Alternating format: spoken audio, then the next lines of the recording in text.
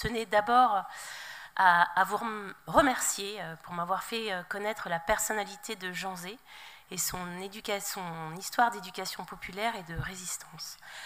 Comme beaucoup ici, je suis le fruit d'un couple mixte, d'un parent juif dont la famille a été persécutée par la police française de Vichy et d'un parent haïtien qui a dû fuir la dictature duvalieriste pour se réfugier en France. Par ces deux histoires, la France montre le meilleur et le pire d'elle-même.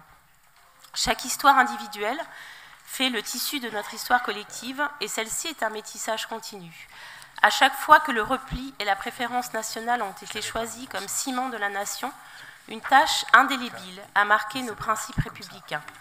Le vote par la droite et l'extrême droite ce mardi à l'Assemblée nationale en est une qui laissera des séquelles. Diviser les Françaises et Français pour régner est une terrible tactique. Nous choisissons plutôt de parler à l'intelligence humaine et de bâtir la sécurité d'aujourd'hui et de demain.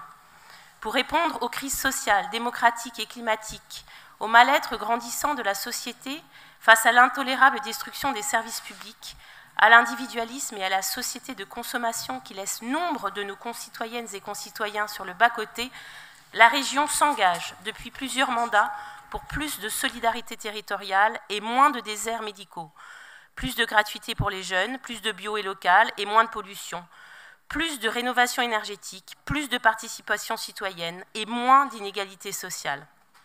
Et nous continuerons à porter haut et fort dans nos budgets les politiques d'accueil des primo-arrivants, de soutien aux associations et à la culture, de coopération internationale, de droit à la santé pour toutes et tous. Plus que jamais, nous mesurons dans notre quotidien la réalité de l'état d'urgence écologique et sociale que notre Assemblée régionale a acté en décembre 2021. Et c'est avec cette réalité à l'esprit que nous avons participé à la construction de ce budget pour le pouvoir de vivre et la sécurité des jeunes générations.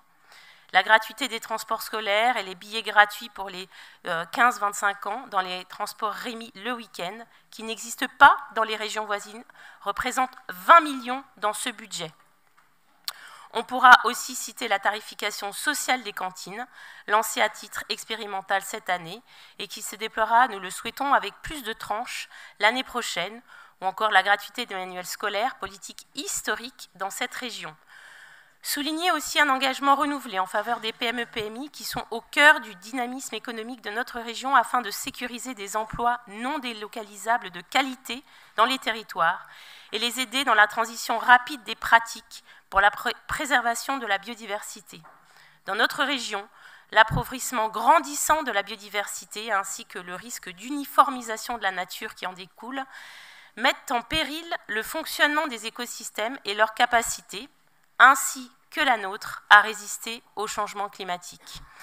On ne peut parler des orientations budgétaires sans mentionner le dispositif Capasso. C'est 9 millions d'euros chaque année pour un dispositif emblématique qui n'existe nulle part ailleurs et qui, rappelons-le, n'existerait plus ici non plus si M. Vigier avait été élu président de cette région en 2015, puisque la liste qu'il formait avec messieurs Fesneau et Forissier avait annoncé son intention de le supprimer.